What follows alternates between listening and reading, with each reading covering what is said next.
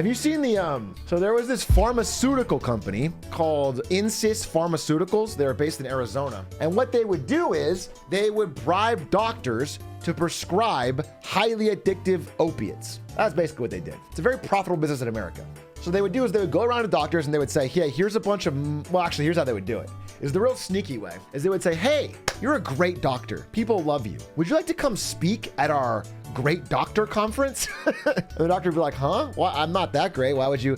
No, really. We'll give you a speaking fee of $200,000. It'll be in Bora Bora. We'll pay for your flight and your hotel. You don't even really have to speak, to be honest. Just go, okay? That's what they would do. And that's how they bribed him.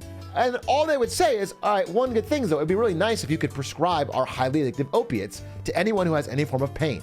And so the doctors would do it. The doctors would, you come in with a fucking headache, they'd give you these pain pills or this pain medicine that was addictive and bad for you. All right. People's teeth started rotting out. It was, you know, they were so addicted. So this happens. Now, at the height of their success, they're printing money. Okay. They have doctors all over the country prescribing their pain medicine. They made this video to get their team leads to get more doctors hooked up on their bribery system. This is a real video by a real company that did horrible things.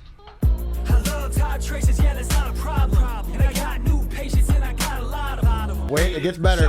I think they had the mascot come in, if I recall. Like, every one of these people rapping, by the way, is a person whose full-time job it was to bribe doctors. It's like horrendous. It's horrendous. It's horrendous. This is the pain medicine. This is the pain medicine. You would spray it under your tongue. It caused people's teeth to rot out. It was highly addictive. It ruined families, ruined lives. And I still have Europeans coming in here saying they have better healthcare. Ha! Ha! Dude, get fucked. You're not even close. You're not even on the same level, dude. You're not even close to us. It's light years apart, bro. It's just a whole different, it's a common Swedish L.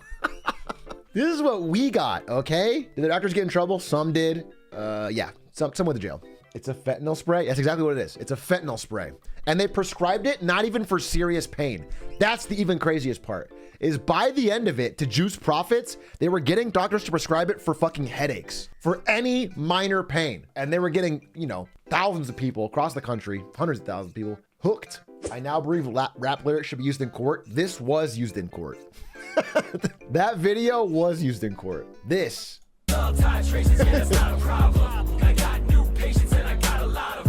It backfired though. So the jury was about to convict them and then they played this as a final defense. And then the jury, they looked really serious for a moment. And then the lead juror started slow clapping. And then they all stood up. They all did a unanimous sheesh. And they started clapping. And then Insys Pharmaceuticals got off with a warning. Because they said, your rap lyrics are too good. Your bars are too fire. And this country could not possibly fine you. CEO should be in jail? I don't know if he got jailed. I don't know if the CEO got jailed. Let's find out. John Kapoor, was he jailed? He was found guilty on all counts and the convictions were upheld on appeal. And I believe he may still be in prison or he got out. In January 2020, he was sentenced to 5 years in prison because of COVID-19. His start was delayed. Then he was put in at a minimum security federal prison camp and released in June of 2023 after serving 2 years of his 5.5-year sentence. Justice is served. That'll show him. After making untold millions for years off the pain of average working class Americans, he served less than half of his already short sentence. Oh no, he had to sit inside during COVID? Yeah, think about that. Now you guys make fun of this justice thing. He had to sit inside during COVID for 2 years. Imagine that. Imagine having to go through that. Do you have to give the money back, you think? It's a good question. I know that he is seemingly still wealthy. So he either siphoned it off into other things or I don't know. But, oh, actually, no, okay. The company was fined $225 million in the lawsuit. The company, not him. They declared bankruptcy rather than pay it. You can just do that. I mean, when you're in bankruptcy, you can't just like, it's not like a child saying force field. If you declare bankruptcy, certain things haven't happened and basically your assets are siphoned off and sold to pay your debtors and creditors.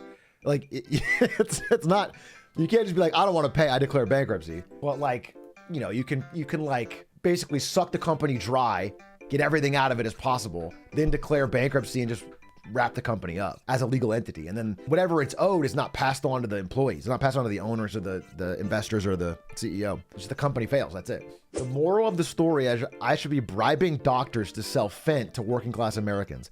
Feels like that scam's already been, you know what I'm saying? That's like saying the moral of the story is to sell crack. You don't have a corner, bro. All the corners are taken. You don't have a gang. You're gonna lose. You know what I'm saying? You don't have the muscle. Can I declare bankruptcy for my student loans? I mean, listen, I'm gonna talk about this in predictions tomorrow. First of all, you can't. You cannot declare bankruptcy on student loans. But I remember a while ago I said, what's gonna happen when student loans come back? Are people just gonna not pay? The answer, it turns out, was yes. People are not paying. People are not paying their student loans. Like 60%. Most people are just not paying, which is creating a weird dynamic. How does that compare to pre-COVID? Drastically higher. How can someone go to jail, but we still can't pierce the corporate veil when it comes to demanding restitution for the victims? I assume it's happened in a few cases, but it just seems the courts are very, very reluctant to ever, quote, pierce the corporate veil, which basically means like going after owners and investors and founders for the money owed by the company if it can't pay. Which again, it's annoying because like in spirit, this rule is a good thing. Like if you and me decide to make a boating business or something, and then you fucking siphon off a bunch of money from the company and run away, I'm not in debt. In theory, this works. The problem is all of these rules are abused to hell and high water by some of the most egregious scum of the earth. Yeah, you should not, like, being in a company that fails should not theoretically ruin your life. Anyway, in this case, I think the real problem is not with the restitution. I think justice was in some way served. The company was fined and shut down, and they got the CEO, which is rare. They rarely get the CEO. I think the problem is that a sentence was so fucking light. You know, a 5-year sentence that you served 2 years of during COVID is, you know what I'm saying? Like, if you could ask somebody on the street, hey, would you take fucking $40 million for 2 years in a minimum security prison? And they would say, yeah, like it's not deterrent. It's not enough of a deterrent. They didn't make the trade-off nearly bad enough. I mean, it's just, I don't know. But again, from what I've seen, there's not a ton of evidence that like harsher punishments change too much. It's more of like consistency of enforcement. So it's like, even if it was only 1 year in jail, but they got you every single time, that would be great. If every time a CEO was involved in some shady shit with their company, they went to 1 year in jail, it sounds small, but that would actually cause a massive change if they always got them. The problem is the enforcement is very sporadic, very rare. So in this case, I'm not even too upset with how it all went down. It's frustrating that this guy's walking around, but they did shut it down. Like if they shut them all down, if they all act like that, if they got every one of these fucking pharmaceutical companies like that, it would be great. Would they start garnishing wages if you don't pay your student loans? What realistically the consequences are not paying? Asking for a friend. So you're obviously not paying. Yeah, student loans are just so interesting because if this many people aren't paying, it remains to be seen what's going to happen, especially because for Joe Biden in an election year, it's a big talking point and, you know, lever to try and pull for votes and positive momentum, especially among younger people. Millennials are the biggest voting bloc this year. And so, you know, there's a real chance those debts get stricken somehow. It also was like Supreme Court voted it unconstitutional and like people do have to pay them. So it remains to be seen. We're in a weird spot.